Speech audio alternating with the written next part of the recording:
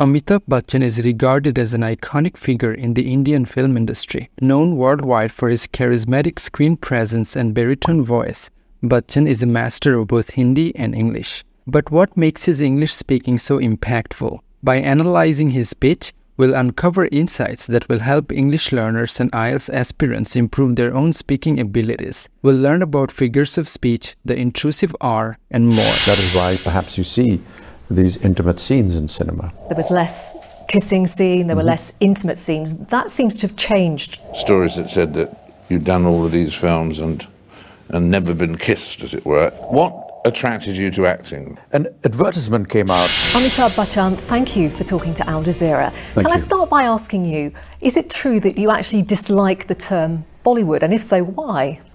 Well, I think that the Indian film industry has its own identity. It's very individual. I don't see any reason why it should be compared to another name from another part of the world. Bachchan is implying that the name Bollywood was fashioned by Hollywood. But that's the way it goes. Some smart journalist coined up the name, and now it's in the Oxford Dictionary, so it's going to be there for eternity now. You just have to put up with it. Amitabh Bachchan used the word coin not as a noun, but as a verb, meaning to invent a new word. Some smart journalist coined the word Bollywood. It's interesting. I mean, clearly the movie industry has moved with the times, I think, in India. Obviously, in previous times, there was less kissing scene, there were less intimate scenes. That seems to have changed recently. Do you think that reflects a changing attitude within India and a change? It will be interesting to see how Bachchan responds to this somewhat sensitive question. If you look at it during the 4 or 5 decades that I've been in the industry, yes, I will look at it differently. I myself have refrained from it, and I will continue to do so, but that's my own individual attitude. The modern generation, the younger generation today, feels absolutely comfortable with it, and so do the viewers, and so does the censors. Brace yourself for some advanced vocabulary, the kind that IELTS candidates wish to use in their writing and speech. Listen for assess, advent, and liberalisation. I may be wrong in assessing this, but I just feel that because of the advent of television, because of the liberalization of the economy, because of the fact that there are so many mediums now present where you have internet, you have television, you have mobile phones, and you have access to everything that's happening in any part of the world almost immediately, there must be a feeling of not wanting to be different from what the rest of the world is doing. One of the features of Bachchan's speech is the use of parallelism. Parallelism is a figure of speech in which 2 or more parts of a sentence have the same grammatical structure. Because of the advent of television, because of the liberalization of the economy, because of the factor that we will have a lot of restraint, but I think that because it's available and people find it not too wrong, that is why perhaps you see these intimate scenes in cinema. As stated by Bachchan, peer pressure from other countries has a hand in it. There is a dichotomy, because at times we are accused of not being realistic, and then when we do, there is always the accusation that you're showing too much. So where do you stop? Where do you stop? This is a rhetorical question, a figure of speech used to make a persuasive point and not to get an answer.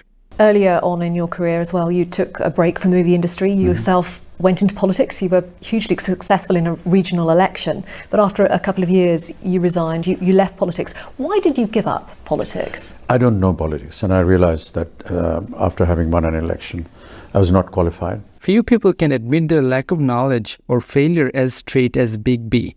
It goes to show his strength of character. In his shoes, a man of shady character would engage in circumlocution and passive voice sentences to sidestep the question. I had entered politics on an emotional note and soon realized that emotion has got nothing to do with politics, so I left it. I have accepted that as a failure and moved away from it, never to go back there again. You would never think of doing it again? Moved away from it, never to go back there again. Infinitive phrases like this can add flair and interest to your sentences. How important is faith and religion to you? I believe in some kind of a force, which is a superior force which guides us. I will not say that I'm not religious, I am, but I would not flaunt my religion on the streets or in an interview. Flaunt is a verb that you can use in your IELTS speaking. For example, if the context allows for it. Flaunt means to show off. Longman Dictionary of Contemporary English has this example sentence: "The rich flaunted their wealth, while the poor starved on the streets." The Hindi language film industry obviously has this very successful formula of romance, dancing, music, feel-good films. Do you wish that perhaps the industry also tackled more of the social and political issues affecting India? The host said the formula of, in British English, people sometimes add an imaginary R sound between two words where the first ends in a vowel sound and the second begins in a vowel sound. This is known as the intrusive R.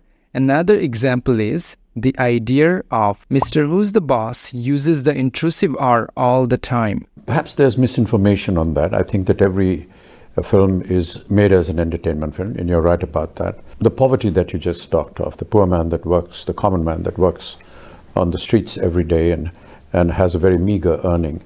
When he wants to relax, he likes to go into a cinema hall, spend his earning, and watch something that is delightful, which is fantasized, which has music and dance and color. It would be horrid if we were to make a film on his own life. Where is the fun in that? An overdose of social and political issues in Hindi movies might make them boring to the common moviegoer. Nevertheless, we do tackle many issues that are socially and morally concerning India. Indeed, all our films do. We always show that good will prevail over evil. We have a very vast and strong cultural identity, over 5,000 years of culture. And that is always depicted in our films. In my judgment, Big B may not be as fluent as Shah Rukh Khan, but he beats him in all other respects, including accent. You have, how should I put it, a legion of devoted fans. I gather they wait outside your house every Sunday for you to come out and say hello to them. Idolisation is an overused term, I think, these days, but they do treat you as some sort of idol. I'm wondering, I know you're used to it, but how disconcerting is that as being one man being held up by so many people? The host established the context very well before asking this tricky question regarding idolization, which means the act of admiring someone strongly, sometimes to the point of excessive devotion. I think it's a factor that's quite prevalent in the Indian movie industry. It's not just me. There are many actors that have the same following and same amount of attraction and attention for well-wishers. Mine has been somewhat unusual. Bachchan will now explain the why part of unusual by using an anecdote, a short story based on his own life. In '82, I had an accident during the filming of a film of mine, and I almost died. And ever since I recovered from that, every Sunday, the people and the well-wishers have been collecting outside my house. And it's in the evening. It's something that's gone on for almost 35 years or 32 years. I just go out and meet them, wave out to them, just sign a few autographs. I think that's the least that I can do. For Big B, this has turned into a time-honored tradition. I just made an alliteration with the ta sound. Did you spot that? Your films, you were saying, reach a larger audience than Hollywood's. Yes, purely from the point of view of the number of people that see it. I think about 3.6 billion people watch Indian cinema, as opposed to perhaps 2.8 to 3 billion that watch Hollywood cinema. I think that primarily comes from the fact that 1/6 of the world's population lives in India. India is a ginormous country. Wait a minute, is that even a word? Well, ginormous is a bland word, combining gigantic and enormous. Bland words are also known as portmanteau words. There were always stories about the fact that, stories that said that you'd done all of these films and never been kissed, as it were. Are the rules about sex in films the same now, or is India getting more liberal? Interestingly enough, in the first interview, the host asked him the same question. In recent years, there has been a somewhat lax attitude on the part of the censors in accepting some of the values that are more prevalent in the West. I would put that primarily to the influx of television and the great communication gap that has reduced between the Western world and the Eastern world. And I think that there is an acceptance now to sex and, as you put it, to some of your cultures. But yes, we are still very conservative. Amitabh Bachchan used the word acceptance as a countable noun, an acceptance. In most cases, however, This word is uncountable. What attracted you to acting? An advertisement came out during that time I was in Calcutta from two prominent film magazines in Bombay, Now Mumbai. which were seeking applications from youngsters who wanted to join movies.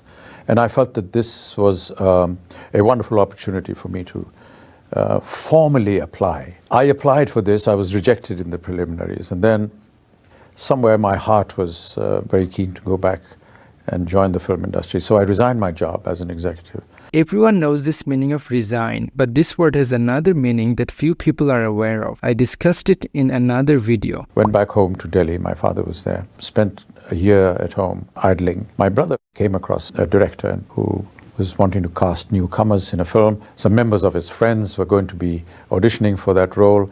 He knew my interest in joining films, presented my photograph to them. He seemed to like what he saw, called me over, and that's how it all started. Whether it's his careful enunciation, his strategic pauses, or his extensive vocabulary, Amitabh Bachchan's English skills are a prime example of effective language use.